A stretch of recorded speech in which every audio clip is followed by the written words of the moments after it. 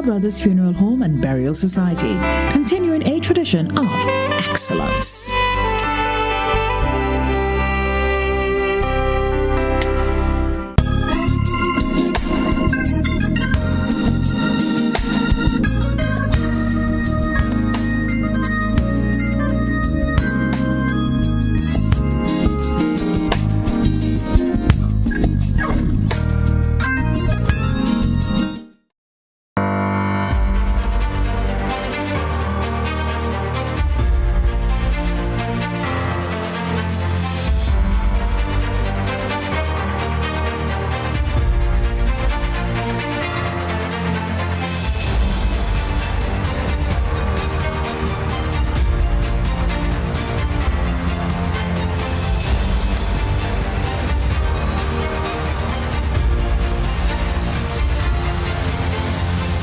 Well, good evening and welcome. It is Wednesday, the 18th day of the month of May, and welcome to this another edition of Election Watch. This is the program where we invite the guests, we get the movers and the shakers as we concentrate our conversation on the road towards, well, previously we were guessing and wondering when would it be, but now it is in our mirror. We're looking at it.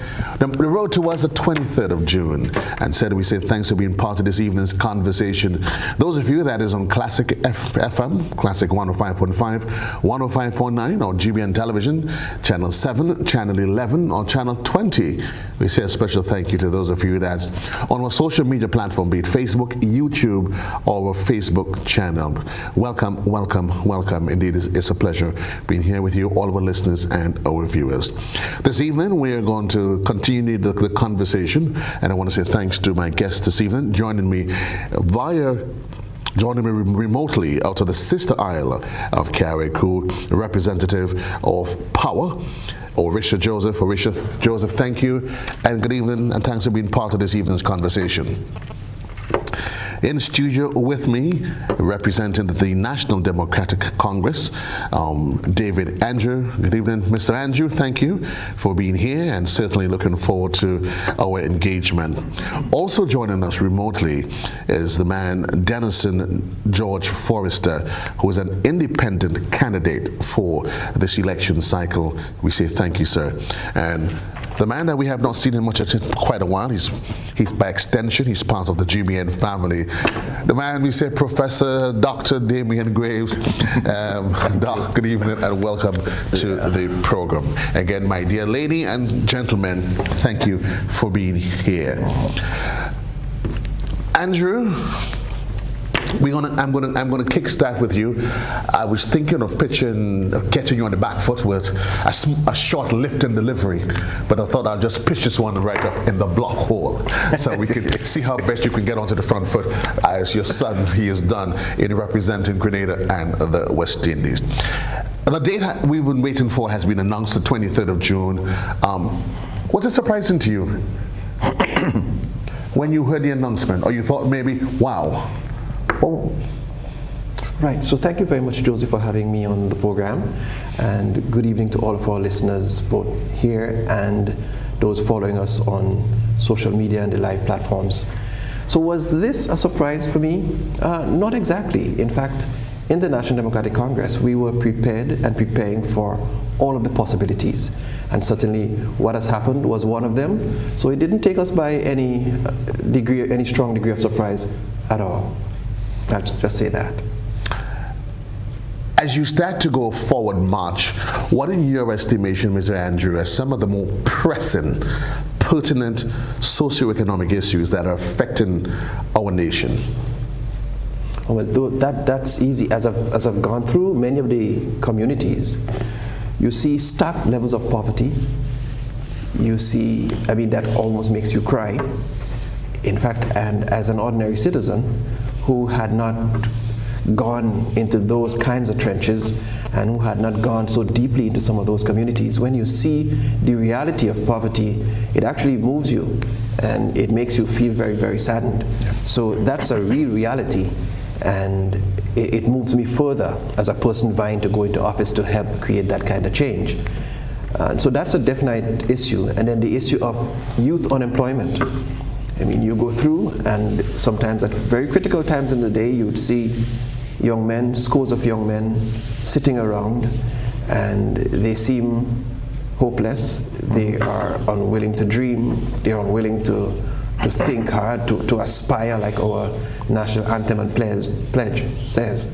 You know, and that's one of the realities too. So the economics that goes with that, and then you have the issues like increasing levels of conflict, aggression, and violence, domestic violence.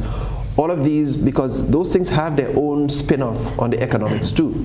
And so I don't want us to forget that. So these are just some of the things that you encounter, that I have encountered, even, and I think are very pressing and pertinent matters as we go forward. We have young persons who feel they've just almost given up. They don't want to get involved. They don't see the merit, the value of getting involved. They just sit back, almost as if que sera, sera. Okay. For me, that's troubling. So all of these issues.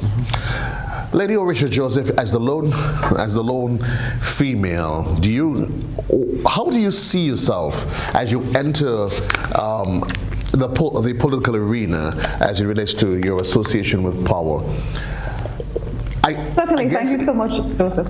I guess it is reasonable to say that you want to be an agent of change, because that's what the natural conversation is once you get into the political arena. But spell it out for me exactly why you've enjoyed a life in the private sector. You really a quiet life that doesn't allow you to get into people's ear. They don't get up into your face.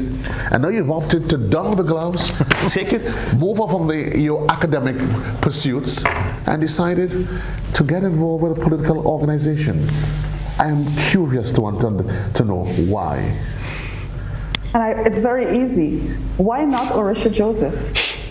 I need to be part of the solution, and that is why I've decided I can't stand by anymore and complain. We can't be talking about the same thing over and over. So I've decided if I want to, and if my family, my friends, and the people who I care about, which is Grenada, Carriacou, and Petit Martinique, if we were to move forward, I need to be part and parcel and participate in my own rescue towards prosperity, towards opportunity, towards wellness, and towards equality, and towards regional impact. So that is why I'm here, because I must participate in what is happening. I cannot stay on the sidelines anymore and complain and say, oh, it is not working. What can we do? It's the same old, same old. So sometimes when you have to get to the freedom, you see that bridge in the back of me? That is the distance between you staying where you are and getting to the other side of freedom. And I want to be set free. I want to be set free to be a critical thinker, to make an impact, because the system that we have is no longer working. We keep on doing the same thing and getting the same results, and we keep on complaining about the same thing. Share with me. You say the system. If I want that change. You say the system, and maybe I'm lost, but I'm not sure what system you're referring to. You say it isn't working. Are you suggesting that we're on the system that worked before and it has failed us?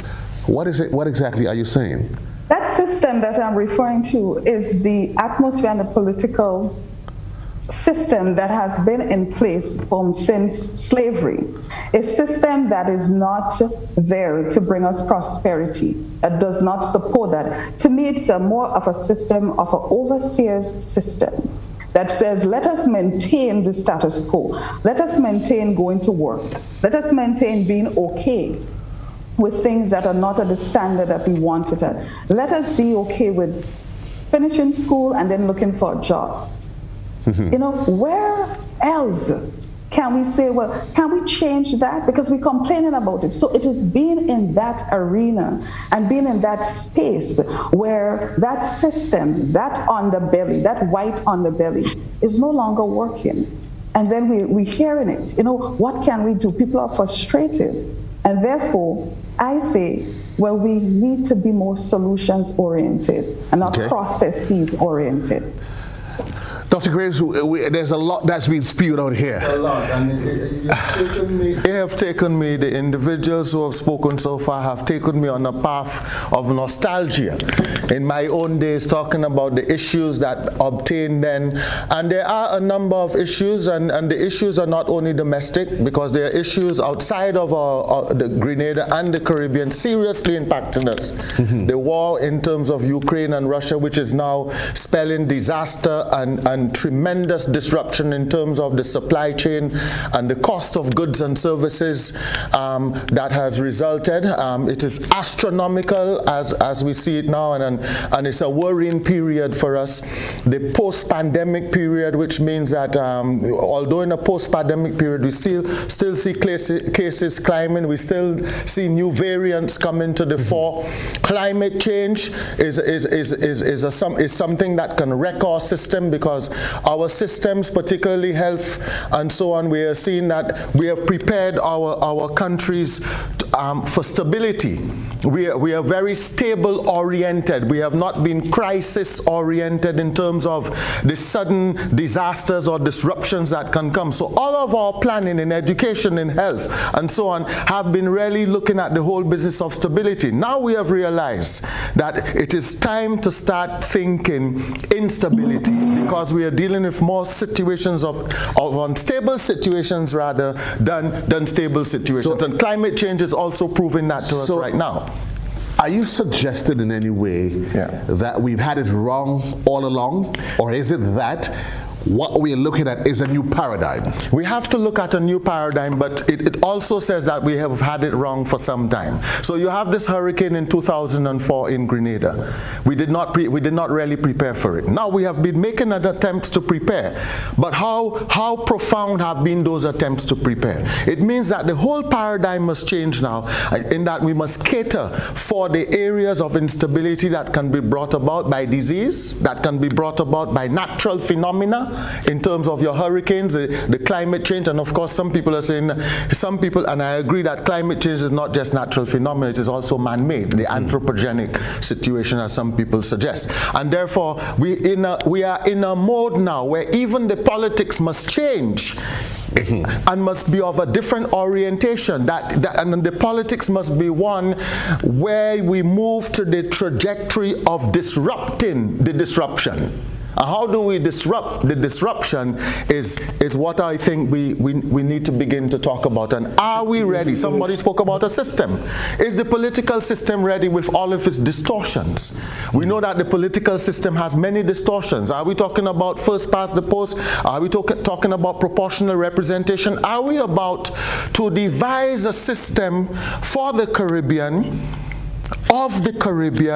that basically meets our sensibilities, that basically meets our psychological, emotional, and cultural dimensions? That, I think, will be the conversation over the next few decades, because it has to change, because the distortions have not been helping us over the many decades. Yeah. So Forrester, you've thrown your hat into the ring as an independent candidate, and it's interesting. Grenadian by birth, you've spent quite a number of years in the U.S., lawyer by profession, you live a relatively successful life. And here you are. We continue to hear the conversation about the challenges, the system, the need for change, a paradigm shift. And here you are as an independent candidate, and some are asking, is he serious? Why is he really in this race? Well, let me just say good night to you and good night to your audience. I really don't see myself as an independent candidate. I see myself more like a public advocate, an advocate for the people, an advocate for a good education for Grenadian children, an advocate for a decent salary for the school cooks that cook the meals for the children every day in our schools and taking home less than $500 a month, and advocate for all the people that have been working 20, 30 years in government jobs and have no pension, have no money, retiring into poverty. I see myself as an advocate for the people who have nothing and have to go up every day against the people who have connections. I see myself an advocate for Grenadian citizens who are living in a country, and a country that on every single day are becoming more divided into two Grenada. Grenada for the have and Grenada for the have not. Grenada for the well-connected and Grenada for people who have no connection. So I see myself an advocate for change in this beautiful little country. We have a beautiful little country. I had the opportunity to travel all over the world. And when I go to places like St. Martin, places like Cadore, places like St. Bart's, and I have seen what governments were able to create for the people because of love for the people. And I'm saying why we cannot do the same thing here in Grenada. Why we can't have a Grenada that provide adequate health care, that when you go to the hospital in St. George's, you don't have to worry about whether you're going to make it out alive. Why we can't create a Grenada where when the time comes for schools to open, 17 of our high schools cannot open because the building are dilapidated. But let me ask you though, as you made mention of it, the issue of our healthcare system and that seeming fair that if I go to the general hospital, am I going to make it alive? Is that a fair assessment of our current health system, or is it just an over exaggeration on your part? Well, let me tell you, my brother. I think when you have a prime minister that tells this nation he has to go to the U.S. to get his annual checkup, that alone speaks for itself. Mr. Joe Blow in Moya can't go to the U.S. to get a checkup. Mr. Thomas in Birch Grove can't go to Canada and England to get a checkup as all the politicians and their family can. Mr. Thompson in Guelph can't go to the US or England to get a checkup as most of the politicians can. And the well-to-do Grenadians that I'm talking about, when these politicians get sick, they fly their family out to Grenada to some of the best hospitals in the US and Canada. So I'm saying when you have a prime minister who doesn't even respect the healthcare workers, accusing nurses of stealing chickens, when you have a prime minister that doesn't even respect and does not have any confidence in the healthcare system of a country that he's leading to provide him with an adequate checkup, that answer your question. Ms. Joseph, let me just swing this to you, because Mr. Forrest says he's touching on a lot of issues there. The healthcare system, the failure that you're seeing as some would argue, within any society, there's always going to be a divide. There's always going to be a divide. But this divide that we're seeing, that you'll be hearing of, is it a function? Is it here because of a lack of commitment by government? Or is it that our people have become so lethargic, so laid back, that they make inappropriate decisions and they lay their focus on the wrong things? Healthcare is not on their priority list, but they're more interested in living life and not focusing on essentials. Is that an argument that should be placed at the feet of government? If when you get sick, one may choose to travel, and the other one, well, they find themselves in a quandary. No, absolutely not. Again, you have a broken system. You have a healthcare system that doesn't consider all the healthcare that we could get in Grenada. Why aren't we using both modern doctors and our herbalists and other homeopathic doctors? And let me say this, talking about healthcare, during those 2 years that most of us went through hell, the amount of money that was spent in advertisement to tell someone to decide on a particular method, I am saying, if that time and energy was spent in the beginning to say, let's eat healthy, if every day it was bombarded on our radio station, our television station, in our schools to say, let's eat healthy, go out and walk, take care of your bodies. If we were doing that, we wouldn't be in a position where we are health-wise. So it means that the system does not care. Again, you do not have that foundation that caters to people actually wanting to do it. We have people with the capacity to do it. We have a lot of good doctors in Grenada, a lot of good herbalists in Grenada. Why aren't they working in collaboration? Why when I go to the hospital, I'm only seeing a modern doctor? And if I need a herbalist or if I need someone else, I have to go somewhere else. What about the mental health of Grenada? For the last 2 years, people went through hell in this Tri-Island state. It would have been so much better if from the beginning, and it was our priority to prioritize wellness as part and parcel of our culture. You know, I think it's in Rwanda. The president, Paul Kagame, goes out, I think it's every once a month, and he runs with his people. I think it's also in the DRC. That is what we have to see happening, where the Food and Nutrition Council, where the schools, the Marketing and National Importing Board, our farmers, everyone comes on board and says about the health and how we take care of ourselves. That should be what the healthcare system is about. It is not when you get sick, you go to a hospital or a healthcare center and you have to stay there for 6 hours before you could get attendance. So let me tell you, when I was in primary school, I had a cut on my finger. I went in there like 3 o'clock. And I came out there the night, maybe like around 2 o'clock in the morning with my father, a young child in primary school, and I was bleeding because I had a huge cut on my finger. And now I am 36, and the same thing will happen. When I brought my mom there, it's the same thing. Because again, we are not interested in really doing what we need to do as a people. We are interested in maintaining a broken system and pushing paper, maintaining processes, maintaining what is there, rather than say, let us become revolutionized. Let us become critical. This is not working and we need to change. That's all you need in it. So it's not just Andrew, the people. Thanks, Mr. Do you get the sense, she talks about this broken system, this revolving door.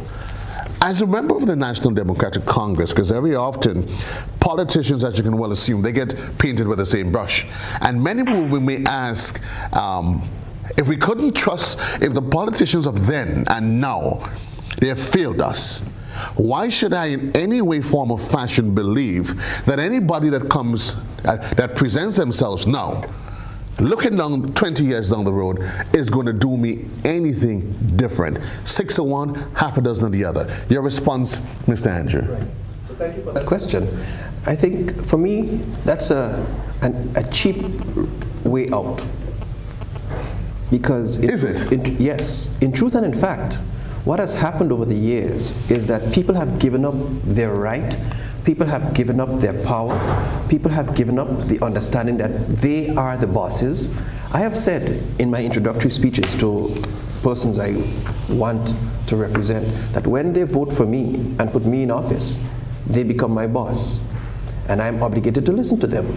I am obligated to take what they say and to champion the causes of the issues and the issues that they want me to champion.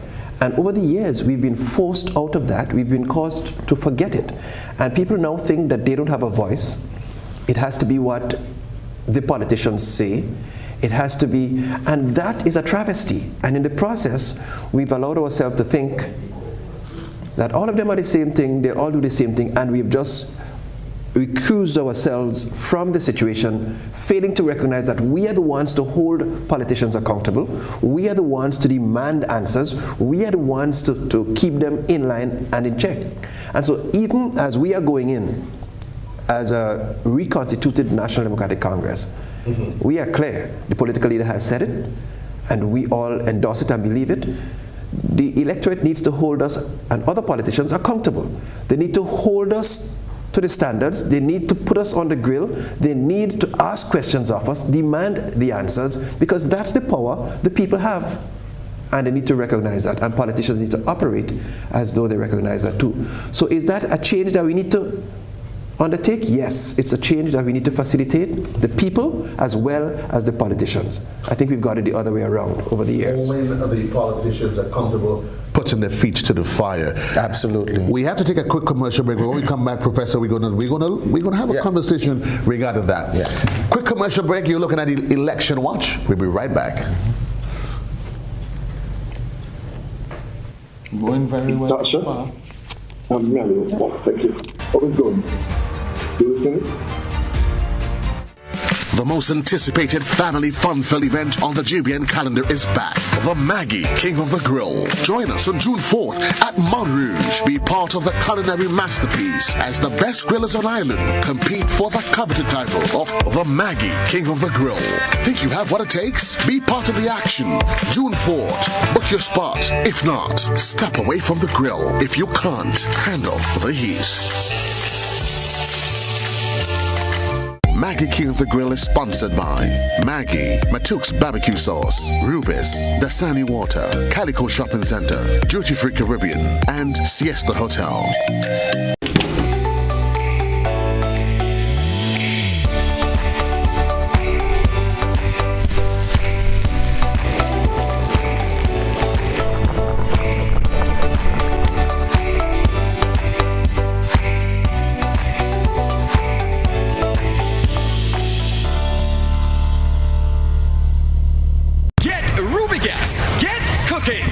Gas, clean, safe, and reliable LPG is the perfect solution for your commercial and everyday needs. For cooking at home or barbecuing, choose Rubigas LPG cylinders. Available in a variety of sizes from 20 to 100 pound cylinders.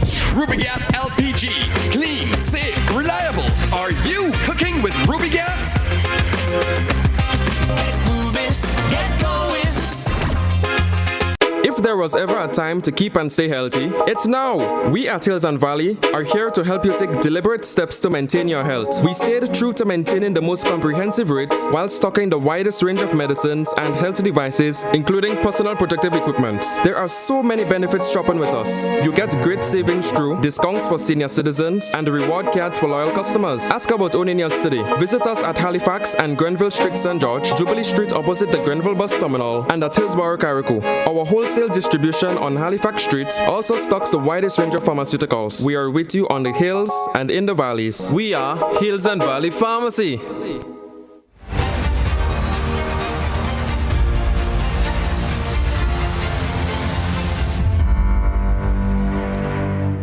Thank you and welcome back to all our listeners in Classic 105.5, 105.9, GBN Television and our social media platforms. Welcome to another episode of Election Watch.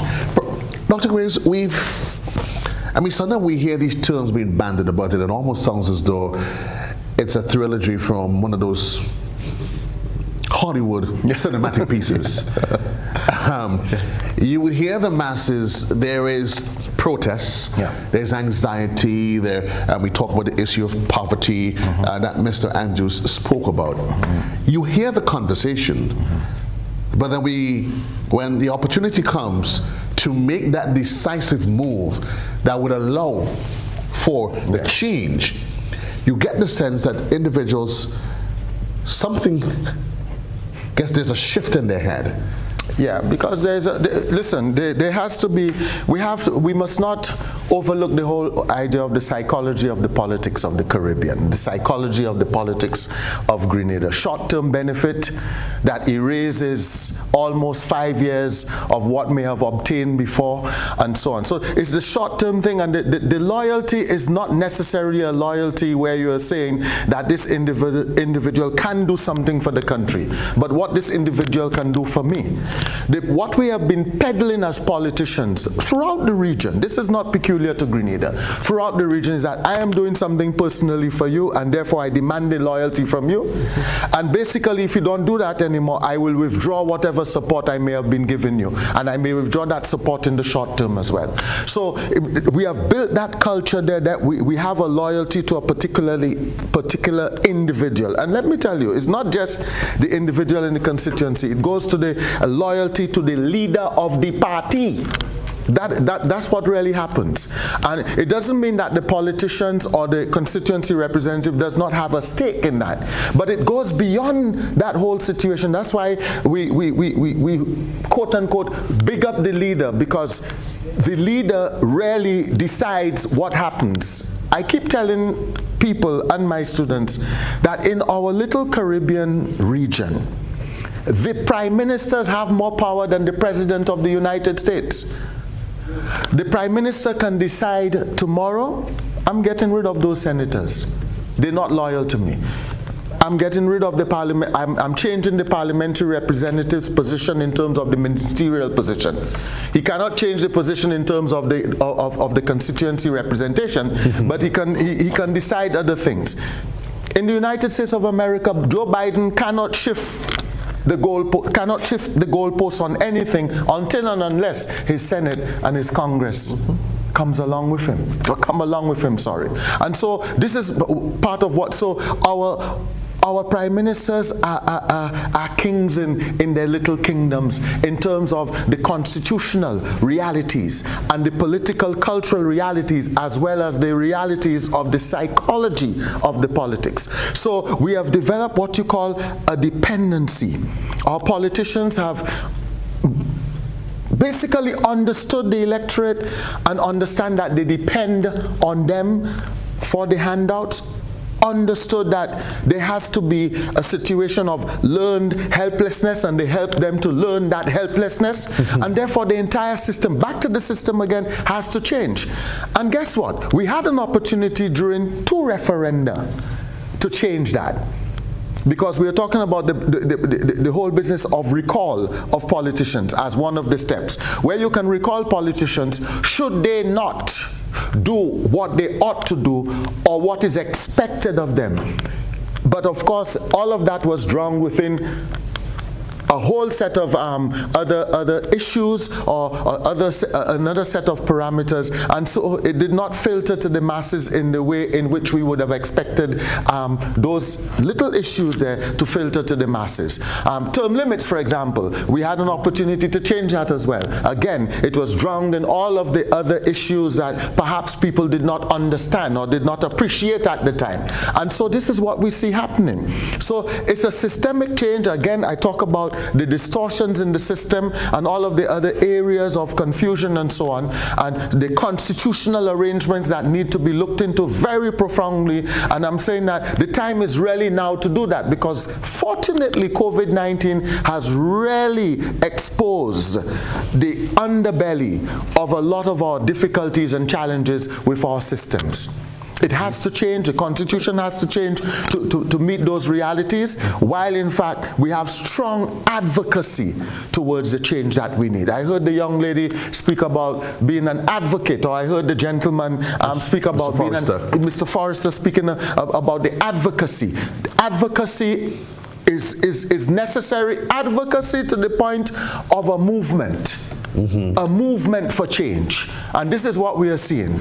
In the world, we have not been able to arrive at change until and unless we have had a certain movement. And a political party can be in the vanguard of change and can be in the vanguard of a movement for change. But let's see what happens in the next few weeks. Let's see what happens in the next few weeks. Mr. Andrew, the National Democratic Congress, you've made reference to the new National Democratic Congress, and there are those that would say, okay, you're new, and they're saying that this culture, that shift, cultural shift, the paradigm shift that is expected, they're asking this, the questions, whether or not a new, unproven, untested political regime, whether or not you are seriously ready to agitate that change that the system requires and that people are so that they're begging for. Yeah.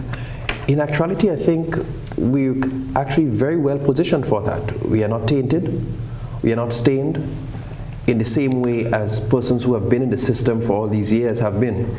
I don't expect leopards to change their spots. It's hard to bend an old tree. So, you know, I don't expect many of those things to change. But it's to our advantage when people actually say they're young,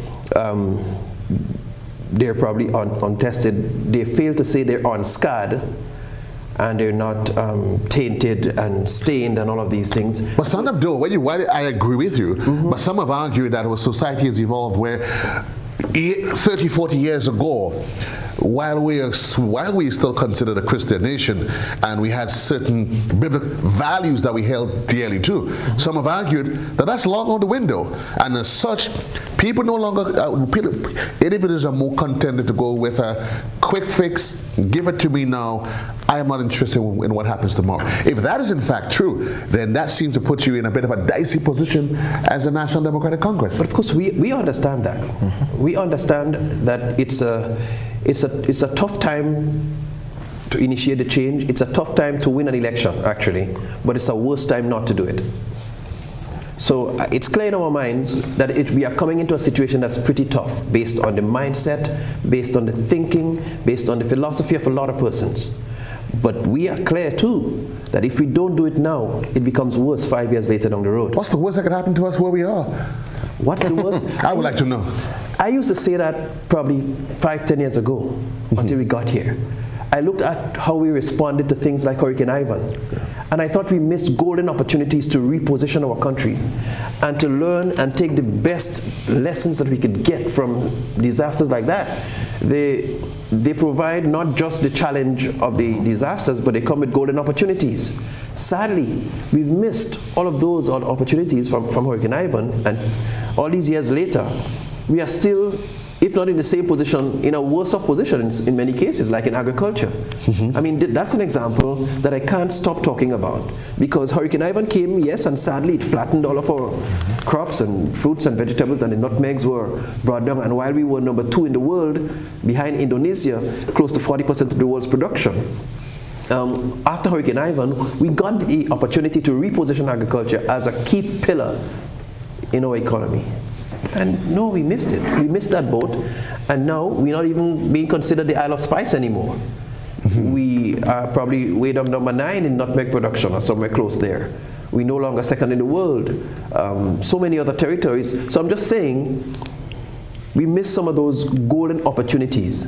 This reconstructed National Democratic Congress, as untainted as we are, we understand that there's going to be a need for a multi-pronged approach. We'd have to educate, we'd have to get people involved. So there's going to be advocacy, there's going to be a need for education and getting persons involved in the process. So we know what we're doing, hopefully we understand why we're doing it. And as an educator myself, I know it's a tedious process at times, and behavior change is not the same as dissemination of content. So it's going to take a lot more work, a lot more patience, but it's a task that we are committed to if we want to see the change that we talk about. You continue, and I'm going to get to the other two in a while, but I am almost at my whims to ask. There seem to be a concerted effort, in my mind, and tell me if I'm wrong, to separate yourself from the NDC of the past, which for the last couple of election cycles have held their own, in all honesty, while you look at, because certainly we have a first past the post system, that whether you get passed by 1, 2, or 20 doesn't matter, you get a chance to represent, but the NDC has quite a reasonable share of the electorate pie.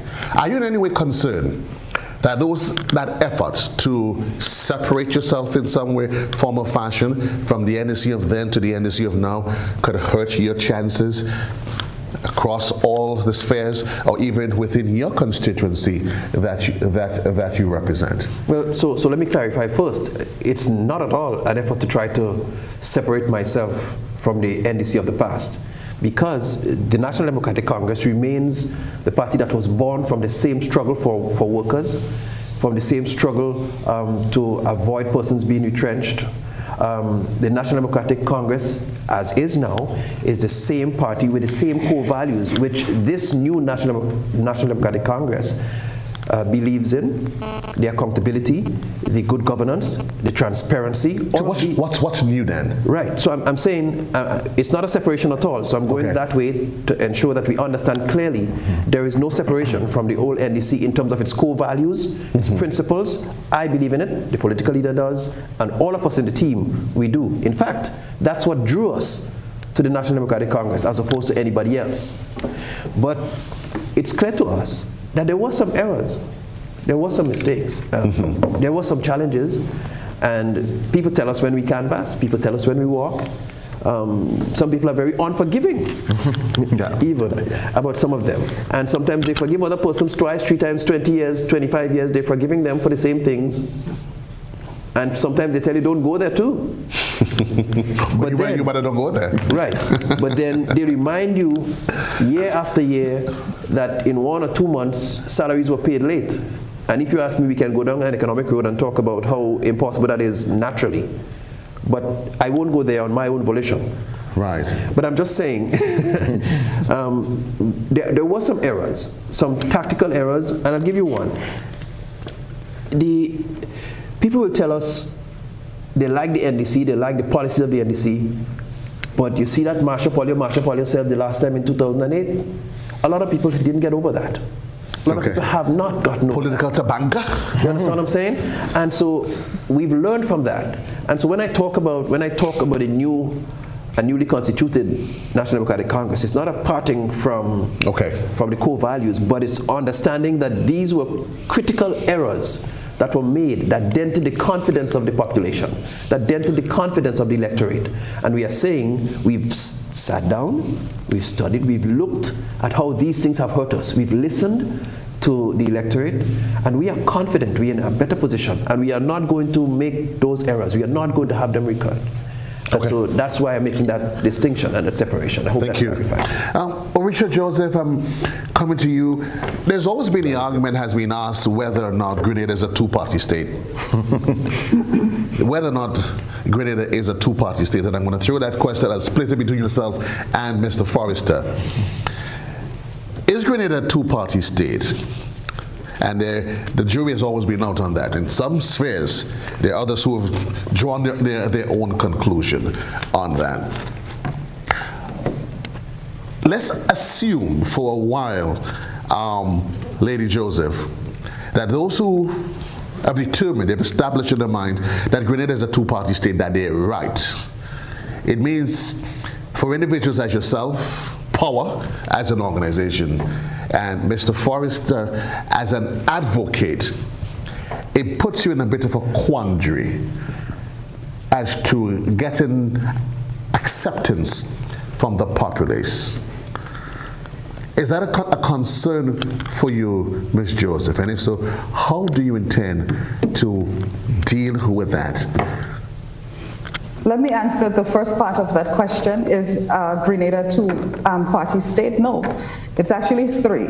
It is those that will go to the present, those that will go with the next option, and then there's those who are looking for this change, who's looking for that change different from what is already there. Mm-hmm. So that third electorate, those people there on the sidelines that is watching and looking on, they don't want to have anything to do with what, again, the system is offering. Because you see, we have to come away from politics. We have tried politics.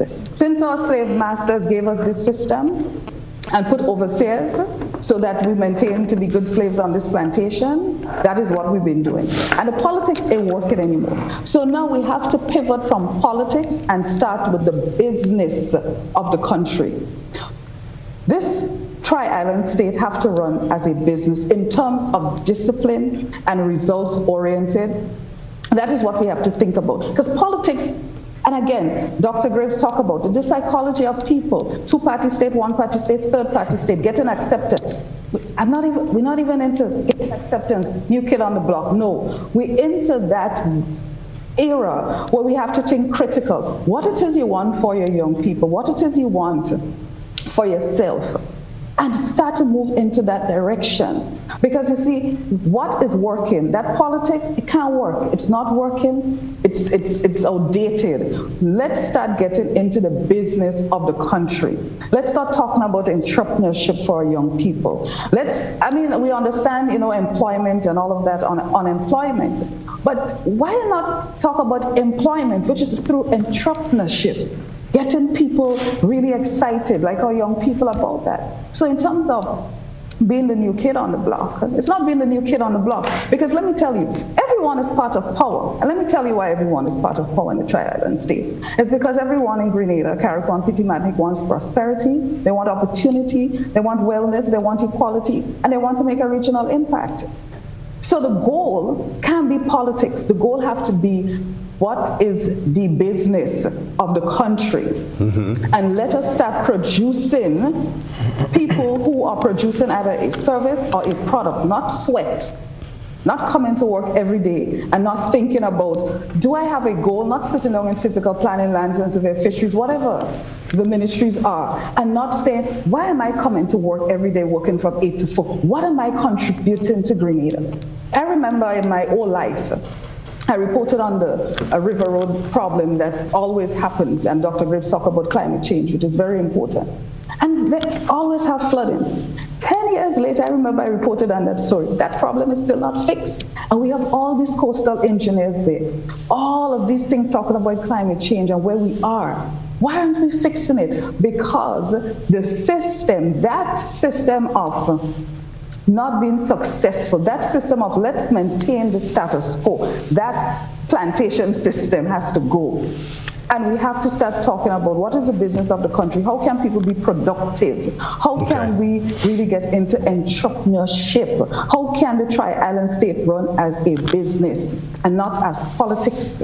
Because that is what will get us out of this state that we're in. That is what will make people think well, there's some that have argued those because a limited few have been running the government as a business that unfortunately only puts them in a secure financial position. That's what has gotten us where we are. No, they treat us their own not people running their own business. I'm talking about the Tri-Island State as a corporation and as a business. And I understand what you're saying, and we're not talking about that. And I'm sure critical thinkers know exactly. I'm not talking about that. But the whole business of Grenada, Carriacou, and Petit Martinique, it can be politics because that is the psychology that's there. I tell you what, those that would argue, while I go to Mr. Forrester, they will argue that the critical thinkers are not the ones at the end of the day that has the vote, the majority of voting power. When you look at the people that ultimately sits in and makes the shift in the balance of power,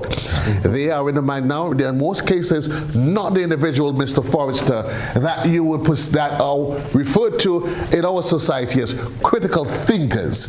And if we were to buy into Mrs. Joseph's argument, is there much merit to it, though, Mr. Forrester, as an advocate for the people?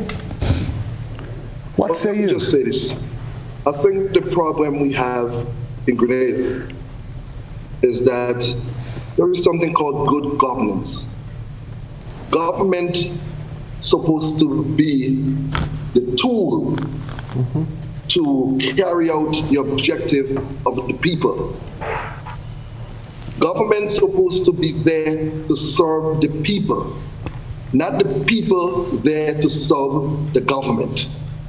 What I've realized in Grenada, we have the people serving the government and not the government serving the people. We have a government that is running this country like it's their own little grocery store. When you have a prime minister that is refusing to obey a court order to pay debts that he is owed, that a judgment says, Mr. Prime Minister, you have to pay these people. And you have the Prime Minister saying, I am not going to pay it. That's not a government that is run by the people. Okay? That's the people run by a government. Let me interrupt you. While I'm at it, though, I just want to, and do forgive me for not intimating that quite early, that an invitation was in fact extended to the New National Party, and up until late, they were not able to provide us with any representative. For those of you who might be thinking that why isn't the NNP here again?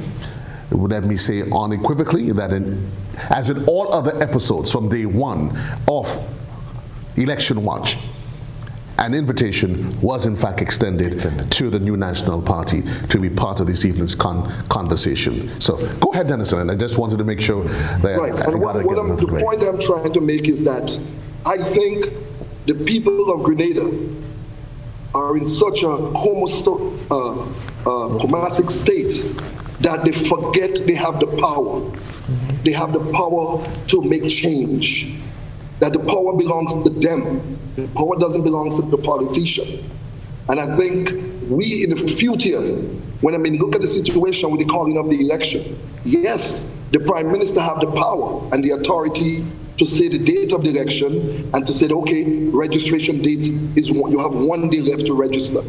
Now, if you care about your country, if you care about the institution of democracy, you would do everything in your power to make sure that the citizens have a right to carry out their God-given right to vote, the constitutional right to vote. Yes, he has that power to say election is going to be then and we're going to stop registration then.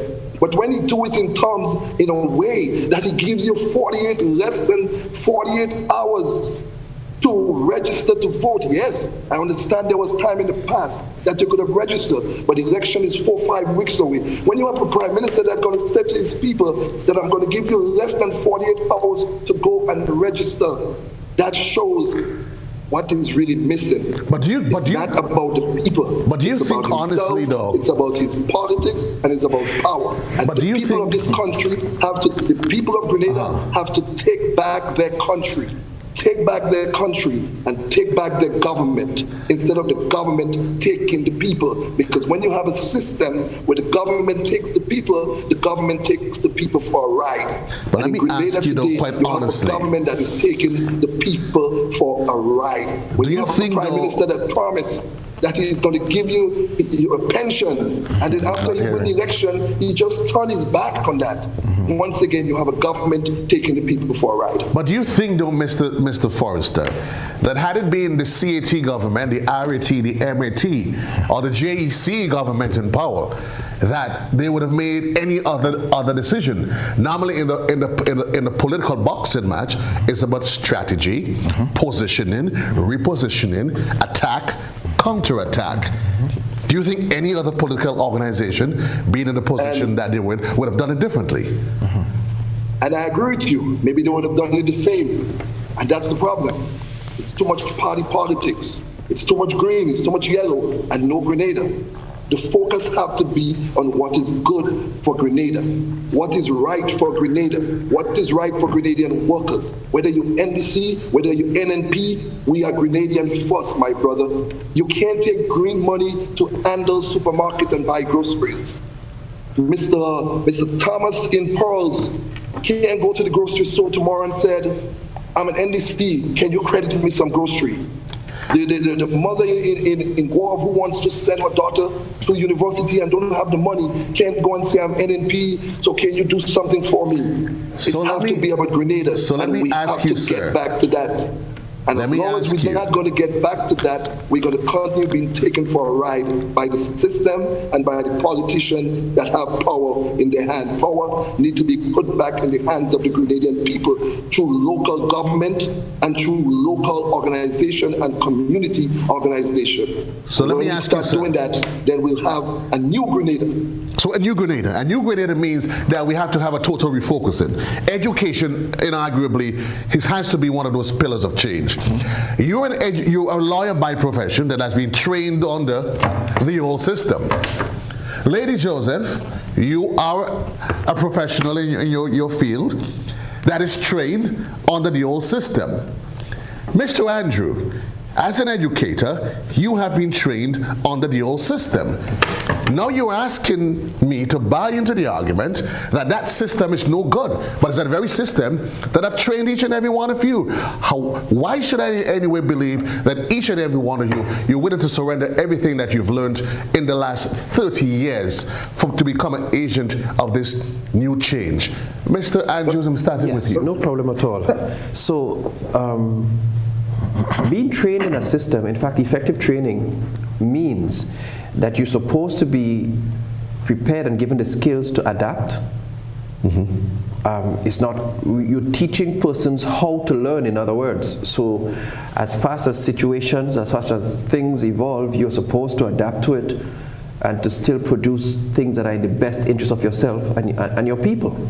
And so being trained in the system doesn't mean you have to stay that way. In fact, something is wrong with the training if you stay in the same way. If my son, who was trained at CSEC level, stays that way and doesn't graduate and learn more things at tertiary level and get to university level and go higher, something is wrong, he will stagnate, he will fixate at a particular point, and that's not healthy.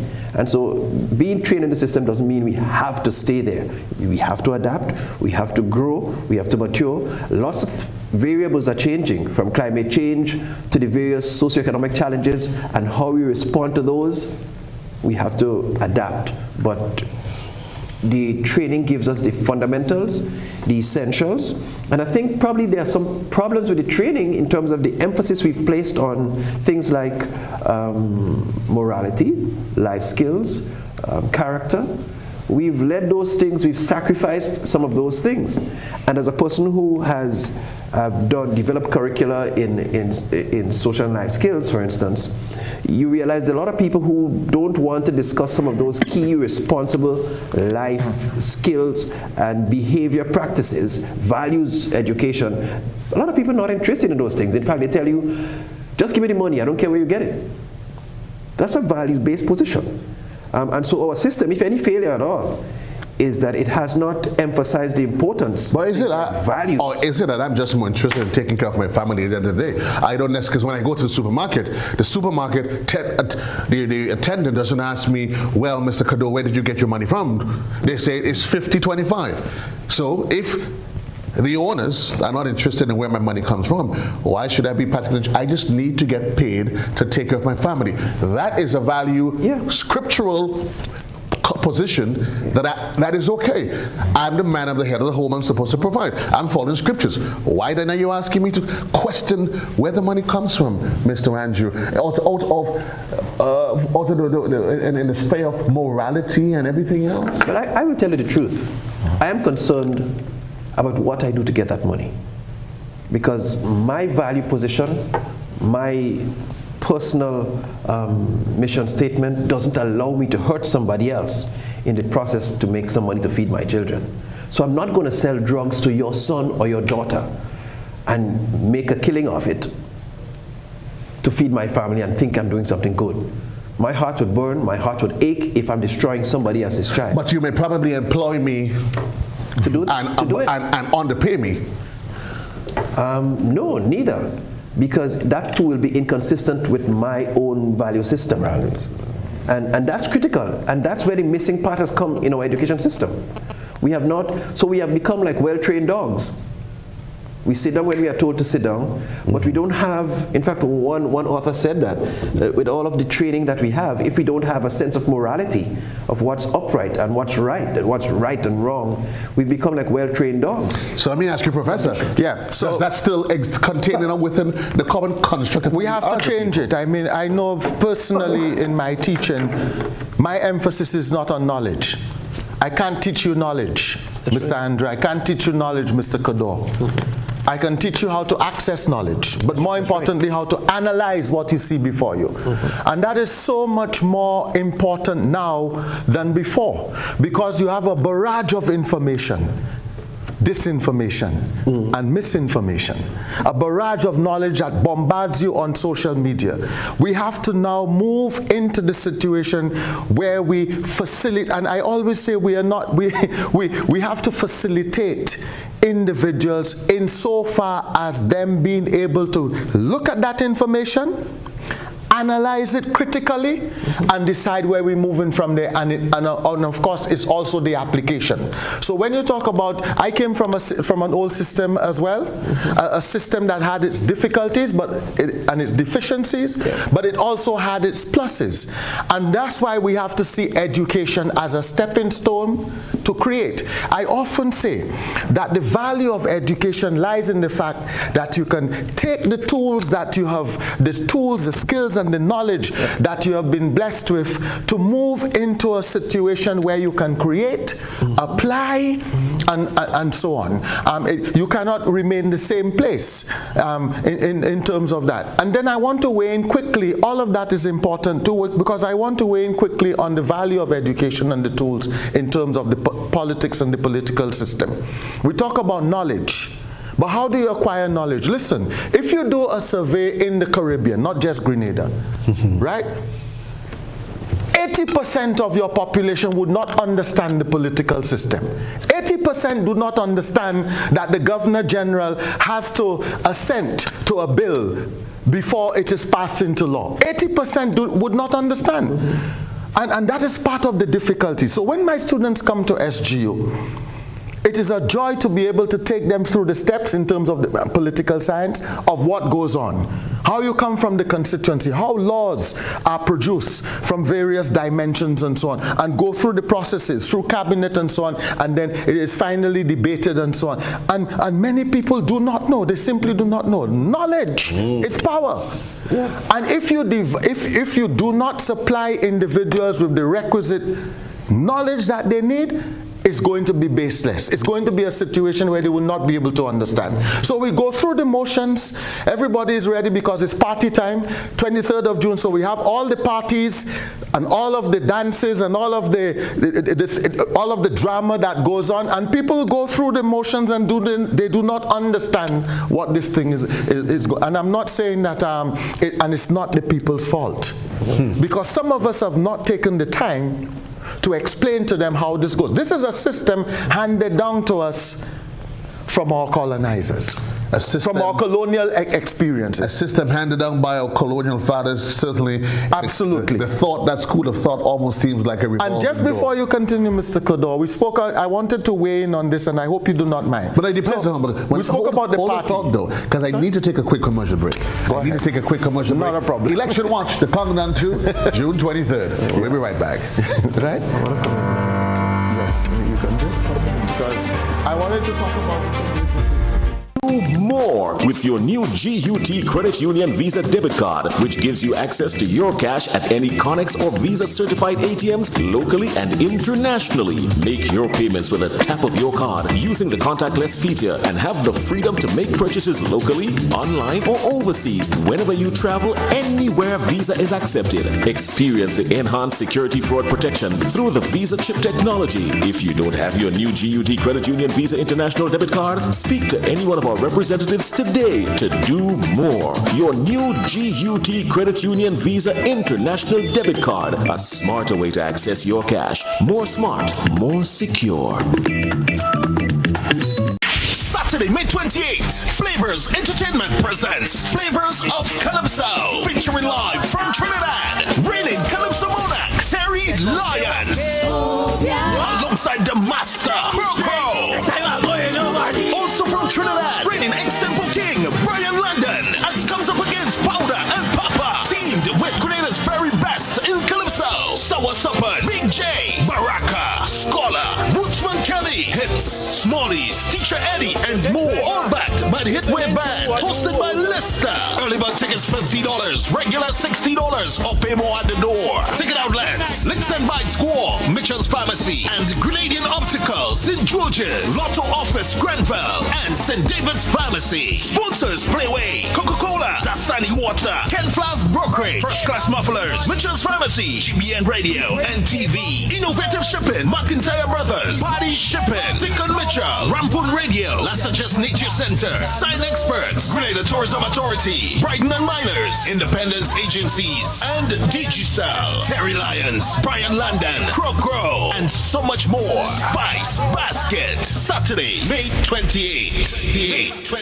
When you need your prescription filled or you require non-prescribed medication, supplements, or all your personal needs, visit Gittins Healthcare at locations on Wall Street, Grandans, Victoria Street, Granville, and Central Deputy Street, Wall. Gittins Healthcare aims to provide an exceptional personalized pharmacy experience. Additionally, children under 5 and adults 55 years and over will enjoy 10% discount on purchases of $20 and over on prescription medication. Stop settling for less. Visit Gittins Healthcare, where your health is our priority.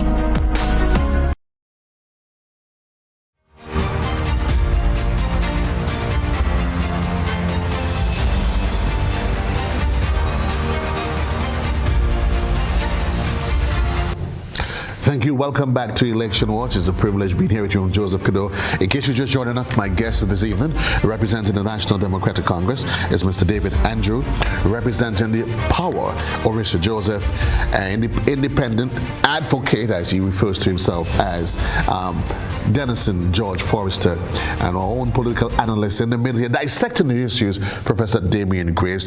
Before the break, we started a conversation that we have to get through. It was an offshoot, Lady Joseph, of what you were speaking to, the issue of, when I asked whether or not it's a one-party state. And we're going to get to that, though. But I want us, at this moment, though, just table that for a while. The issue of our young people, drugs/alcoholism. And it's becoming one of the almost a fairy tale story.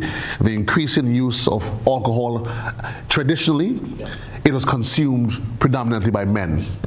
Now, it almost seems like an open gate where more and more the stats are showing that if women more and more, they're also indulging in the consumption of alcohol.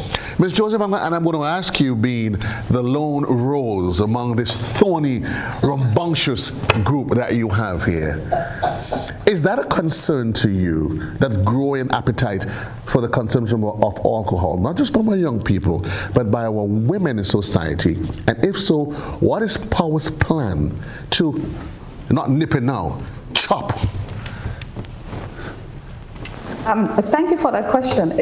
To me, it is even more than just drinking the alcohol and getting into drugs.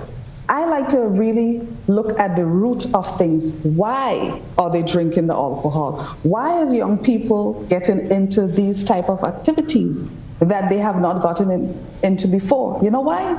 Because there is no opportunities for the young people and youths like myself to be able to become innovators, to be able to use their skills, to be able to become entrepreneurs. Because you go to school and you come out from school and then you look and you say, where is the opportunities? Oh my God, there's no opportunities. And then you try to go and get a job and then you have to provide for your family and you're frustrated. And all the skills that you have, it's not being exploited or not being explored. So what else is left to do more than, and in some cases, sadly so, but to turn to things to give you short-term relief, like drugs and alcohol. So what it is we planning to do and what it is should be done and must be done is that we provide that entrepreneurship environment so that when children go to school or young people go to school, and we are talking about education, we have to bring the two together. Even though you go to Caesar, doesn't mean you have to come back a Roman. Right? So you take that tool, you take whatever you need to take and you bring it back. Because every time people go to school, we think about, I have to come back, I have to work in an office, I have to come back and do that. But where is the business side of it? Grenada have young people who are into film. I follow a lot of young people in Grenada who are into something called vlogging. It's something that most of the senior people in our society would not have a clue as to what is happening. But I see young people vlogging, taking up a camera and showing all the areas in Grenada that people can visit. They actually do the work of a whole ministry. You have people who are into photography, who are into videography. Get the young people and have a film festival somewhere in Grenada so that they can get money. People are into art. There's a young man, I think it's a P.T. Martini, who does brilliant art. And I recently bought a painting from a girl in Carriacou sometime a year and a half ago, right? Brilliant, brilliant art. Have those environments where young people could come and make money while they are engaging in their passion. Because if they can't make money from their passion and you stick them in an office or you send them on a scholarship, which is not a problem, you should go there and get your degrees if that is what you want to do. But when you go there and you get your degree and you stick them in an office and you say, hey, do this, they can be creative. Even when they go, I know of a young lady who's a coastal engineer who used to work for me. First time she was working with us was the first time she traveled, first time she did that. Went to China, came back, master's degree in coastal engineering. Why isn't the problems that we haven't fixed? Because there are people who have the fire. Most of young people too, they are working in the NGO field. And I really want to merge that with education and coming together with what we're talking about. There are so many opportunities for young people to get them off that Why do I need to do drugs if I'm engaged in my passion? Because passion and doing things that are unsavory could link together because it's a feeling that is attached to emotions. So when you channel that feeling there, therefore people can become more productive. I always say, I'm wearing this dress. Okay, I don't know where this dress came from, but I would love to walk into a store in Carriacou Petit Martini, and it is designed, the clothes there is designed by young people. These are the opportunities that Power is saying we have to provide. This is the environment. When I go in a store, I don't want to get this dress from Sri Lanka. I don't want to get this earring from Bali. I want to say that, hey, you know, Sarah Parkins from Mount Rich, she was the one who, I'm wearing her design. I'm wearing her handbag. You know what I'm saying? When I go into the supermarket, the soap that I use for my skincare, it should come from local people. Why are we importing facial stuff, sanitary feminine products? Why are we importing hair products? Grenada is 90% African people. And us as youths, we have to struggle and import hair products. Why is it that young people shouldn't be coming out of school and going in these industries? We have CMOS, we have honey, we have most of these things here where young people can get into the industries and start putting their skills there. And that is what we are saying. And that is the trajectory we want to go on with Power. And that is what we're saying is possible. And this is why I will come back to saying that we have to leave the politics, leave that slave system, leave that overseas plantation system, that mindset as, well, you know, I'm a slave, I'm on a plantation, well, I can't run away. Well, you know the reason why all of us are sitting on this table here today? Because one or two slaves say, you know what? I'm running away from this plantation today, so we're free today. So yes, there are struggles, but we have to look at it like that and give them the opportunity. So therefore, drugs and alcohol does not become part of the thing. Well, there's nothing to do, let me go ahead and do it. No, there's a lot to do. We need clothes, we need bags, we need shoes, we need hair products, we need agricultural products, we need people in terms of technology. Young people love technology. Get them vlogging and filming, doing photography and art. Thank you. And that is how you get them away from that. Mr. Forrester, do you concur, or do you share a totally opposite position? Well, let me just say this. I think I'm the only candidate who has been calling and has called for months ago that the government of Grenada declares a state of emergency when it comes to the condition of young men in Grenada. Young men in Grenada are in crisis. You take a walk around Grenville, you take a walk around St. George's, so many young men losing their mind, mental, on the street. So many young men have no jobs, have no hopes, no teeth in their mouth. Their face is shining because the rum is now destroying their internal organs, their liver. And I said the government should declare a state of emergency to rescue Grenadian men. Let's bring them in the park in Grenville. Let's bring them in the park in St. George's.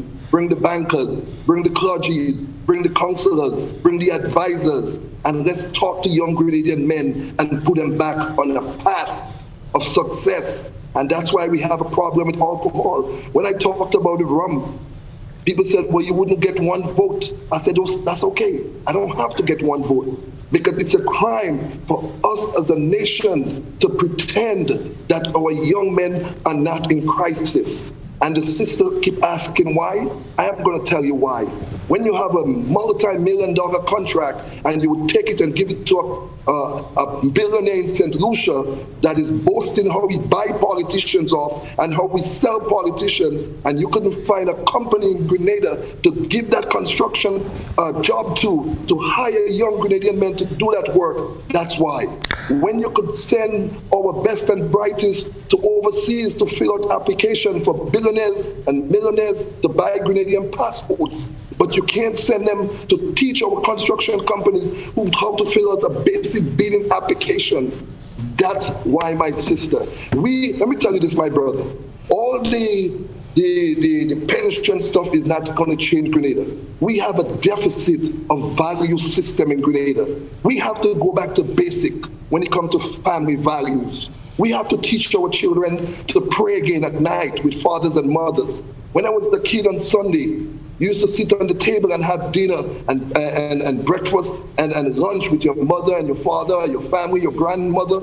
We have to go back to basic. Politicians, Grenada don't only need an economic revolution. Grenada don't only need a social revolution. Grenada need a value revolution. We need a value renaissance in Grenada.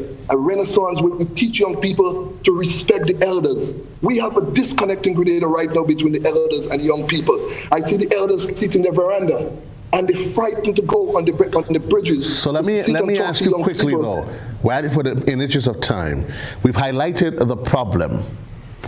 What is the solution? 1 minute. How do we bridge that gap? The solution, it starts with leadership. We have to try to put Grenada first.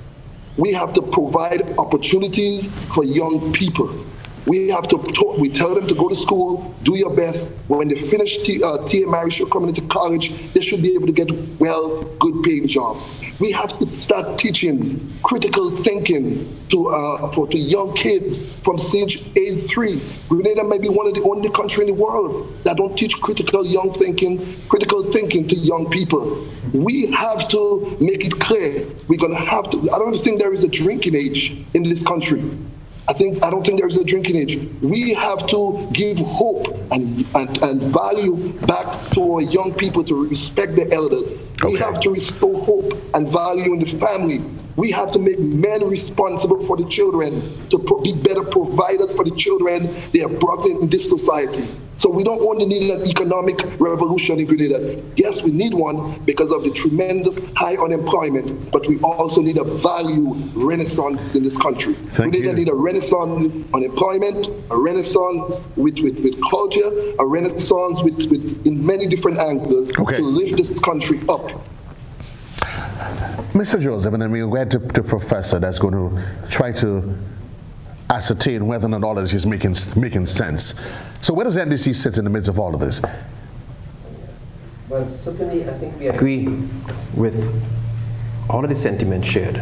I mean, let me just, before I say where NDC sits, when our sister Joseph spoke and she talked about how much politics gets in the way of everything else, just the very selection of an election date that sits smack dab in the middle of CSEC examinations, where my daughter, for instance, in the 5th form, the school she goes to is a polling division. In fact, 3 polling divisions exist there.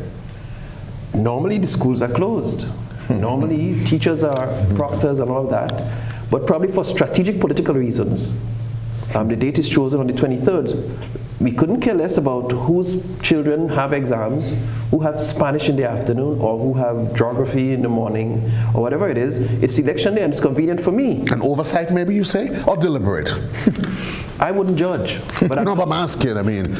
No, I don't think. A decision, a day that is intended that we use as a pivotal point that transitions what happens into the next generation. You would think that the owners of that decision would sit down, dot the I's, cross the T's, and quite meticulously. I would think so too. So I would probably say maybe oversight, maybe quite daring and glaring and interesting oversight. Yeah, but I'm just supporting her point that we've allowed politics to just mar everything. Even we don't allow the technocrats to work in our public service because everything is politics. But where does the NDC sit in all of this? We recognize that this has to change, and it has to be a multi-pronged approach.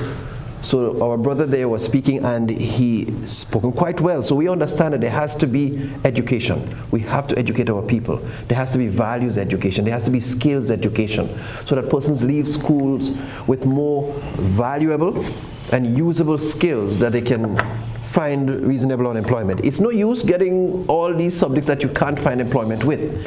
And it's no use when we say there's a construction boom in the economy and we still have to import the technical skills from Trinidad and Tobago or import it from some other territory because we don't have the skill set to operate or to build in sandals or to build in a silver sands project. Or is it that our leaders assume that we only serve well as laborers, being subservient and not necessarily being the ones that makes the decisions? It might be to their advantage. There you go. And probably that's why they've kept in power that long, if you ask me. But then one of the things we as the NDC will embark on is a campaign to re-emphasize, a campaign for the value of work, the dignity of work. Because these days, I'm not sure people understand how valuable work is and how dignifying it is. And so we want to, spark. But maybe you're right, because most of us don't go to work actually. We just go, we get up and we just go to that place that we've spent the last 30 years. Yeah. And the sister talked about the consumption of alcohol, and in truth and in fact, it's a reflection that there is increasing mental health issues. And if you recognize we have a responsibility as a nation to treat with the mental health issues of our people. And if we don't provide proper medium through which our people can ventilate, through which they can deal with challenges that they have, and I'm a therapist, so I know this is overlooked. During the period of COVID-19, there were some strong recommendations for some key actions to be taken that nobody heeded. And I'll give you one example. There were some key recommendations made. You remember there was a time sometime in the latter part of 2021, when several suicides were taking place. And people were beginning to get alarmed. And the OECS has this recovery strategy that is used to get people and its member states back on foot as soon as possible, so that they recover from the academic loss, from the psychological loss. And so the department I headed at that point, we were asked to make some form of contribution to the mental health recovery. And so we spotted out that instead of talking about some of the mundane routine things that anybody else, we can talk literally about suicide prevention, and how to cope, how to manage. And we thought that was very timely. When we did recommend our personnel within our department to do those sessions, the sessions went down very well. The public was very receptive, they wanted it, but you know what the critique and the criticism was from superiors? That don't look right. It go make the place look bad. It go make the country look bad. So even it's about optics. Bad in that we're assisting to get our people out of a mental crisis? No, bad in the sense that it's going to appear that things are not good with our people if you have a program that talks about suicide prevention. That was the critique, that was the licks that we had to get. And I'm saying a lot of that has been happening. And so we compromise the essence of things that has been happening. We need to change that. We need to genuinely understand that there's a very thin line between sanity and insanity. And if we don't take mental health seriously, there are several schools without counselors, and that's been the case for years. And then you wonder why you have more young people getting into the youth correctional facility, and then we want to do STAR programs. And I remember commenting that one STAR program will not be enough just now. You'll need a constellation or probably a galaxy of STAR programs to facilitate them. Professor? We hear it coming from all different, and there's a school of thought that seems to suggest all these different issues we're hearing, the increasing consumption of alcohol, the anxiety, the violence, they are undercurrents that are indicators, and they serve as triggers for a bigger problem. But you see, we're getting it wrong and the approach is wrong, because the addiction, and several addictions, whether it's sexual addiction, alcohol consumption in terms of addictions, and other kinds of amphetamines and so on, all the prescription drugs, all of that must also be placed in the mix. The approach is wrong, because what we have to begin to approach that situation from a public health perspective: prevention, education, counseling, and things of that nature. But I don't really want to go into the belly of the beast where this one is concerned. But basically, the approach is wrong, because we're looking at the alcohol and the drug consumption as something which is, well, they have problems and so on. Yes, they have problems, but there's the addiction science. If you look at the publications and look at the addiction science, is now beginning to suggest that it's hereditary as well. That it starts that at that place, and they're what you call determinants of addiction within the environment that we are in. And therefore we have to put a handle on this problem very, very seriously. Our approach now is a joke, and this is not peculiar to Grenada. It's all around. I mean, I just came from a particular country where I presented a paper on this, and I'm saying that right now the science is there to show up, to talk about addiction. We need to get some of our teachers, our nurses, and community people into the whole business of the addiction science as to how you approach those things and what are some of the things we can do. So that's something else we can look at some point in time. I've said, though, that the Caribbean and Grenada by extension, we've inherited a rum culture that stems from slavery. Right.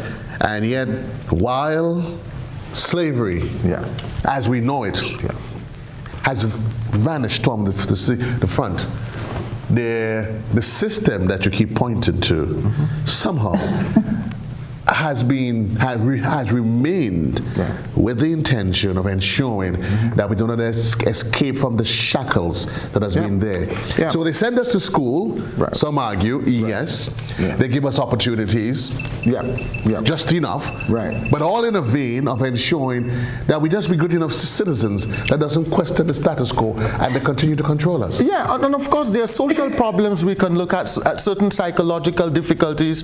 You're a therapist, as you said, so we can understand that. But we are saying that there are determinants within the environment, and the heredity must, the whole business of heredity must not be left out. But what is one of the determinants? There are people who have become addicted because it is part of their system from the womb.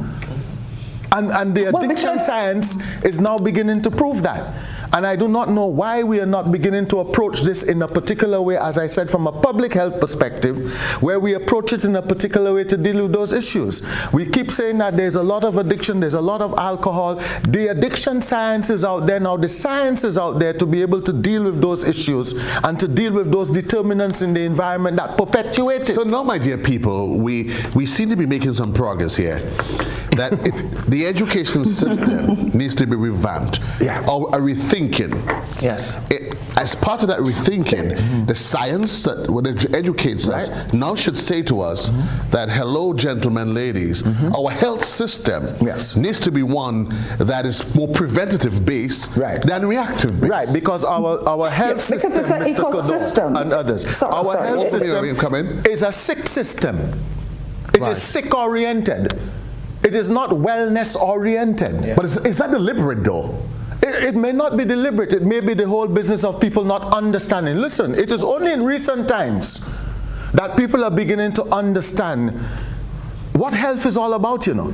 Health is not about health per se. Health is about everything around us that contribute to what you call our welfare, but also our wellness. The system has to change in such a way that the emphasis is not on a sick system, whereby when you feel sick, you go to the hospital, or when you feel sick, you go to the health center. It should be based on a wellness system in terms of the advocacy, the promotion that suggests that when you are well, you try to remain well by putting certain things in place, that there's individual responsibility on the part of the individual to maintain his or her wellness. But Professor, I would hold on there for now. But Ori, and then the questions being asked. I really want to answer this. But I can't pay them, Ori. Right. But listen, because you see, you know, Dr. Graves brought up a really good point in terms of hereditary. There's a woman by the name of Dr. Joy DeGruy who wrote the book Post-Traumatic Slave Syndrome, where she have diagnosed every black person on this planet as being traumatized. We also talk about the psychology of the black man and the black woman. But I also want to really zero in terms of how our youths feel. We also have a serious issue with single parents and single mothers. And we really need to hone in on our masculinity. We need very strong masculine males in our society, because I think Mr. Forrester was talking about that in terms of where are the elders. And a lot of the young people, specifically young men, do not have strong male masculinity to look up to. The elders and the rum shop. The women, because you see, when you take out strong male masculinity, it means now a woman cannot operate in her femininity and she becomes masculine and she can't do that work. And then again you have the whole cycle of looking for that love, that connection, and you go to those alcohol and those areas. But let me just say this, the same mindset that created the problem and the same mindset that is maintaining the problem cannot be the same mindset to solve it. And this is why I keep on saying, and this is why I said from the beginning when we talked about health, it's about wellness. Why aren't we telling people even to this day, go out, walk, eat healthy? Why aren't farmers given more concessions so that we can have more smoothie stands across Grenada? Why isn't the environment protected more, where people can just go and sit down in a park and inhale and exhale? How many green spaces do Grenada have besides Camahan Park and some other areas? We're thinking about building high-rise hotels. Great, no problem. But where are those health and wellness spaces? Where is us getting into bird watching, going and look at our coral reefs, diving? Where are all of these things that really helps us to get away from? Because you see, mental health also goes back to, you see, we have to go back to the whole system. Because mental health, we don't think it's very important, especially as Black people, because again, the mindset and the post-traumatic slave syndrome that we're coming from. So we have to take a new mindset of people who are ready to get rid of, hold up that old system and say, hey, we're moving into this new era. Because it can't be those same mindset. It can't be playing politics with people. It can't be hyping people up and putting people on this spiritual, this political psychosis and giving them a political high. Because what about the drugs of political highness? Where people go to all these rallies and everything and carry on. Hype over substance. And then, as we said, they come back. So we really have to get into understanding these things, and education has to be where it changes, and where the mindset that we're using to solve the problem is solution result oriented and not by processes and paper. The policy have to be there for health, wellness, prosperity, economic empowerment, social viability for our country. And we just have to be honest about it. You know, I'm very passionate about this, and I could go on, but I'll stop. We keep talking about education, but at the core of education should be, gentlemen and lady, the ability to change. First, we change who we are, how we think, what we think, why we think, because very often we've been educated and not even understanding, well, I did chemistry, and I believe in, I've heard Newton's law of motion, I know all of these things, but are we able to apply that which we have learned? And I guess it comes back to you to talk about not just being able to feed information, Professor. Yes, exactly. It goes beyond that. It goes beyond that for you to get into the critical analysis and the application, so that when people leave school, as Mr. Joseph was saying, Mr. Andrew, was saying, when people leave school, they can apply that knowledge and move on to higher heights and be creative, you know, be innovative, because that's what we're calling for now. Creativity, innovation, and that is why the arts would be important, because that's where the creative genius can come. But we de-emphasize art in school. We de-emphasize certain types of activity in terms of the fine arts and other aspects of our culture and so on. This is where the great Sir Arthur Lewis said that you cannot proceed with those things if you do not think of the arts. Because that's where the innovation and the creativity and the new thinking comes. Our countries now demand new thinking. And what is the value of education if it does not create change? Let us use this. If you're educated and there is no change, it's almost like the parable in the Bible where the sower of the seed was spreading the seeds and it fell on rocks, because it's not creating change. It must fall on the soil. And you give them the tools to be able to be innovative, to be able to be creative, even in cricket, even in other kinds of sporting endeavor and so on. In all kinds of endeavor, you can have that creative genius, you can have that innovative I'm genius, because this is what you need right now. And as we talk about change, I guess we need to become more focused, more conscious as we go towards the 23rd of June. Right. That the question that should be foremost in our minds should not be whether I'm voting for green or yellow or whatever the party color is, but I'm voting for tomorrow. Right. What is the legacy that I want to leave for my son, my granddaughter, my 16-year-old daughter, Mr. David, that's doing CSEC. Professor, your little grandchild that is probably still in preschool, but you're thinking 10 years down the line. And that is why the platform is not the 50. That is why the platform is not the most appropriate place to tell people things, because people are not only inebriated with alcohol, they inebriated with happiness and the drama and thing that goes on there. I am therefore calling, Mr. Joseph, for national debates between the leaders and maybe some of the candidates. The candidates at the constituency level. Let them organize that debate. I am looking for 3 national debates. One that is led by the private sector, one led by community organizations. I'm talking about community service organizations, CSOs and so on, civil society organizations, one led by people like yourself in MWAG. The media, what do you call it again? The Media Workers Association of Grenada. We need to that and get good moderators. Have the questions prepared. Yes, the questions can be prepared, and you come and tell us. Each party, independent candidates can be part of it as well. What are you thinking of in terms of the future of this country? But you know, you're saying that, Professor, and it's interesting, because we want to make sure, because we have about 15 minutes left, that I know a couple last election cycle here at the GBN, we attempted that. We went, it was housed at the SGU, and it was one of the political organizations that quite blatantly that didn't come. And I'm saying, if you cannot come to a debate, and let me cut to the chase and be brutally frank and honest. If you cannot come to the debate, then you should not be involved in the politics. Because you debate in parliament, you debate in cabinet, and don't tell me that doesn't happen, because you debate in cabinet. Issues are debated in cabinet, unless they are dictators in cabinet, controlling cabinet.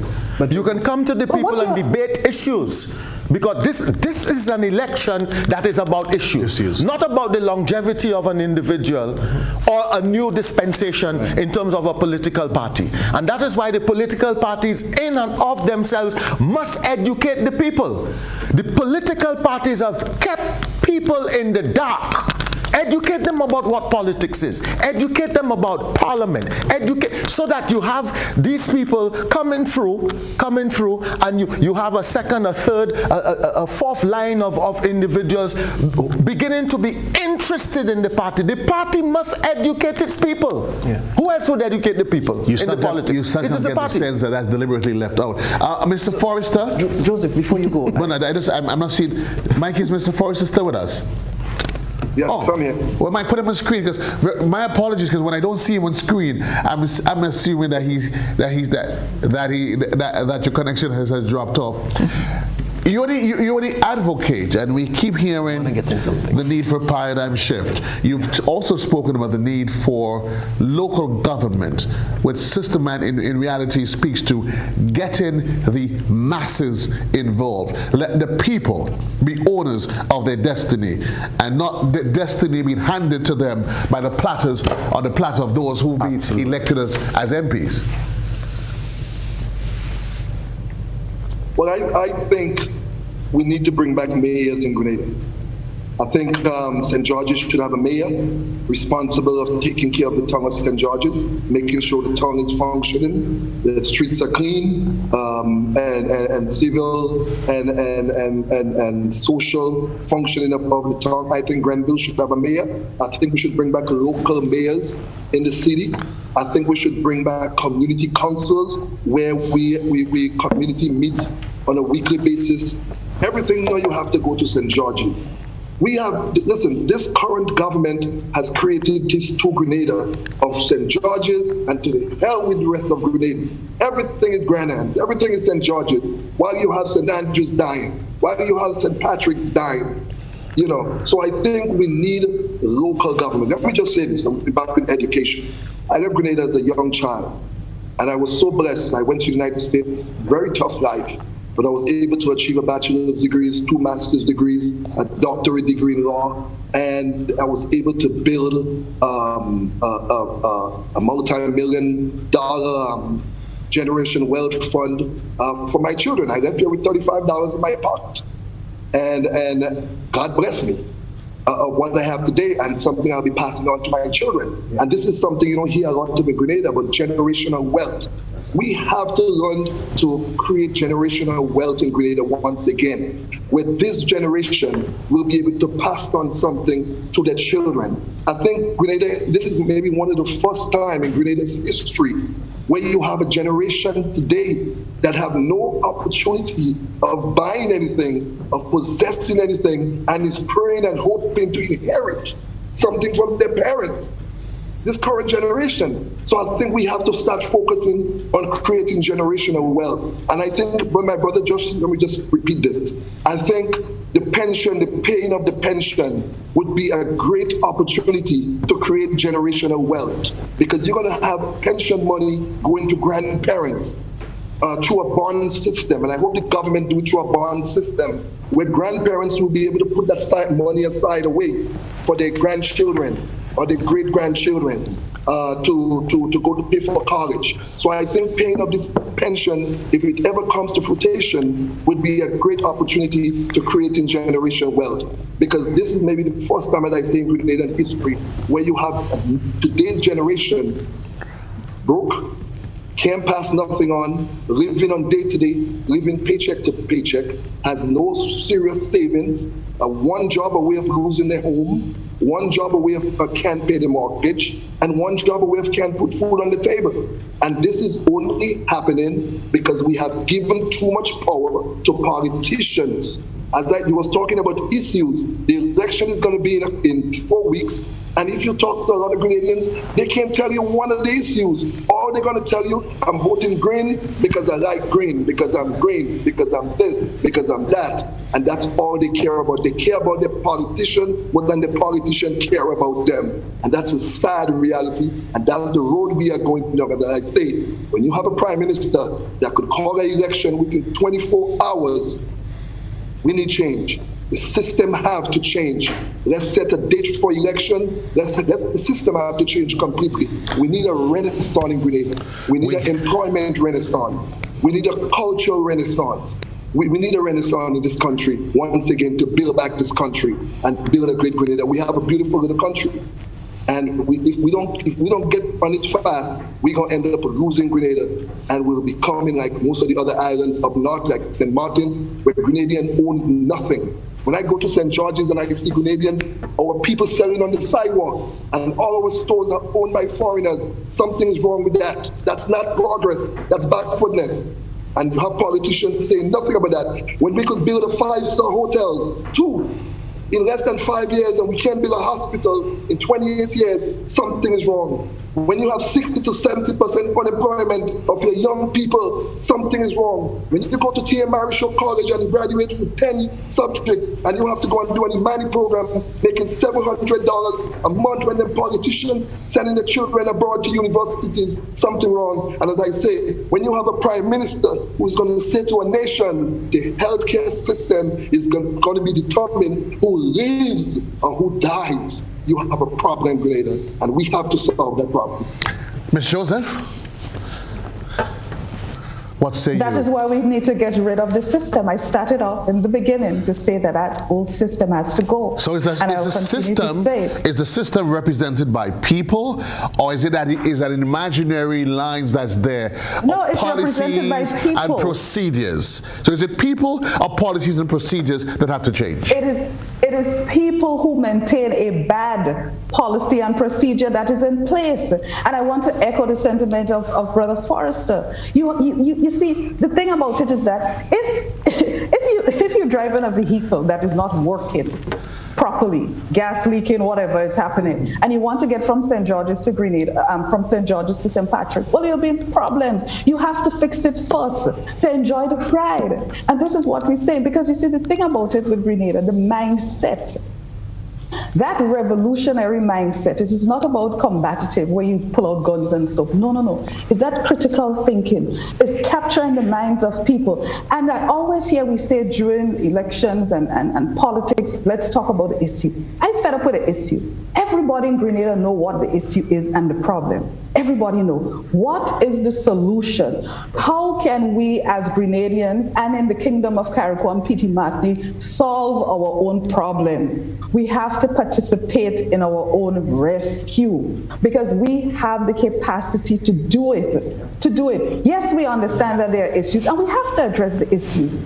But in addressing the issues, you have to come with a solution. This is something I do with my team. No one can walk in my office and come and tell me a problem if they don't have a solution. You can't do that. I don't want you coming in front of me telling me, Orisha, there's a problem. Orisha, we need to fix this. Orisha, we need to pay for that. Okay, and what is your solution? Orisha, this is that. No. So we have to, and it's a responsibility of all of us here. And as Dr. Graves said, this is a debate. This is the type of debate we need. This stage and campaigning and whining and jamming and carrying on have to done, complete, get out of it. We have to be in a position where we could talk about the solutions for the issues and get people solving their own problems. We have Grenada, Carriacou, and Petit Martinique. Local government dividing these parishes, 6 parishes, Grenada, then you have Carriacou, you have Petit Martinique.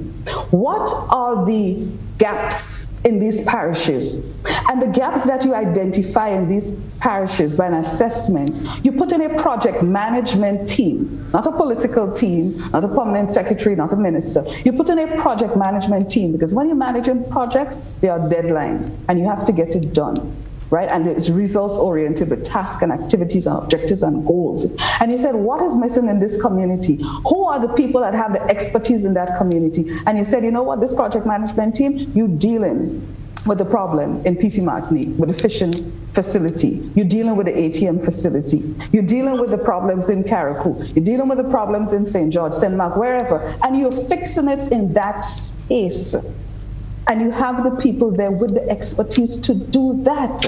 And that is how your local government have to act, where you identify and make a proper assessment as what is missing. And then Grenada comes as a whole. But you see, this idea of trying to paint everybody with one big brush, it can't happen because every community and every area in Grenada is very unique with its own problems. And people know how to solve those problems. Okay. And what we say with power, this is where the prosperity and the opportunity and the wellness and the equality comes in, to give people the opportunity to solve their own problems along with the politicians. We can't just leave them out and say that they hire us. Well, all of us would be in it together. We are solving Grenada, Carriacou, and Petit Martinique problem. We're solving Grenada, Carriacou, and Petit Martinique. Folks, we're getting ready to wrap, but I have one final roll of the dice, and let me see how well you can do your essaying abilities. I'm going to give each of you a minute and a half. I want you to do I'm going to give you a SWOT analysis for me. In economics, SWOT analysis, strengths, weaknesses, opportunities, and the threats. I'm going to start with you, Brother Andrew. I'll give you 30 seconds, one of each. SWOT analysis of Grenada. Strengths. Grenada has a wealth of resources. From weakness, vegetables. We have lacked leadership that has been dedicated to serving the interests of the people and uplifting. Tell me the threat. The threat is that if we continue like this, we'll become more like a Haitian-type society with more diminishing value. And therefore it gives us the opportunity to bring change and forward movement to our people and transformation at this time. Thank you, thank you, Mr. I'm actually getting old now. Mr. David Andrews, representative of the National Democratic Congress. Yeah. Master Forrester, 30 seconds as we wrap. Tell me, strength of Grenada. The strength of Grenada, we have a great agricultural country that could feed itself. However, there is a weakness. What is it? Weakness, what is it? What is a weakness? Weakness, we have a prime minister in power for 28 years who cannot give a responsibility for the $51 million from the shrimp farm, cannot tell the country where the Tell me about the threat now. And all of that creates a threat. What is that threat? The threat is that if the same current government continue to rule this country, in for a few years from now, we will no longer have a country. But on the 23rd of June, we have an opportunity. Tell me, what's the opportunity? We have an opportunity for change, to take back Grenada for Grenadians, and Grenada for its people, and put the people well-being first before the politicians' Thank you, well-being. Denison George Forrester, advocate and candidate. Lady Orisha Joseph, the strength of our Isle of Spice. We have the capacity and the resources and the people to implement those changes. However, there's a weakness in the midst of that. What is it? The old political system is being maintained by the people there. And there's continuous threats to us as a people. What are those threats? Those threats are we could have outside forces dictating what we should do, and we also have the threat of us just leaving a system there that will continue to dig us deeper in the hole. But there's a luxury of opportunities that awaits us. What are those opportunities? Prosperity, opportunity, wellness, regional impact, and equality. I'm not sure if we've saved the best for last, or we've left it for the elderly state. I don't know if I want to talk about the threats, the threats and the weaknesses. We are going to talk about the strength, because in all of this, we just wanted to balance. The strength is the people with a rich history of coming together and so on. Okay, so that is definitely there.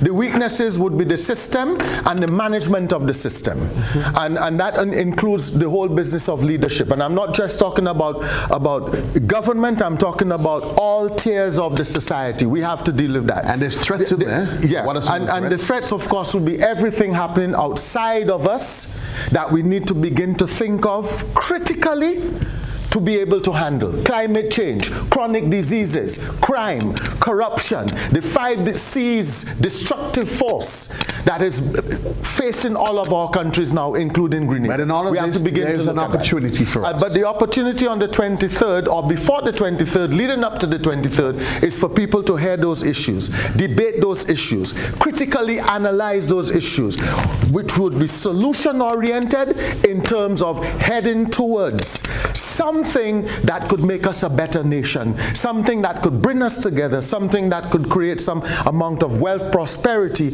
and change for the better. Ladies and gentlemen, we've out of time, but certainly we're reaching a juncture where we can summarize. Paradigm shift, a new tomorrow. We being change agents and owners of our own destiny. Why we have determined for years that our destiny should be left in the hands of a few. When we as the masses are the one indeed who holds the power. The power resides within me, you, and every one of us. I want to encourage you to think real critically as we inch closer towards the 23rd of June. What say you? What do you want out of this election cycle? Don't think about now. Don't think about the day after. Think 5, 10, 15, 20 years down the line. That's the conversation, but that's where we leave it for now on Election Watch. Well, the good Lord's willing, we'll be back next week. We continue to dissect the issues right here. I'm Joseph Cadore. Thank you, my dear lady and gentlemen, for being part of this evening's conversation. God bless. Take care. Good night, Grenada.